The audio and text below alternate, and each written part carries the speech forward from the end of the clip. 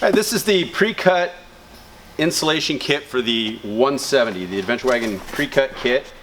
And when you open it up, you'll have a roll of double-sided tape. This is how it adheres to the wall. And on the bottom, there's actually 2 layers of insulation, and that's how the 2 layers also stick together.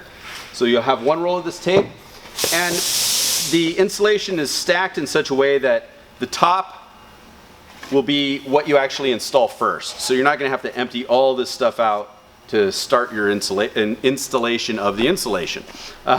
Each one is also marked with a bay and a number, and that will correspond with the little sheet that it comes with where they go in the vehicle. It's a pretty easy system.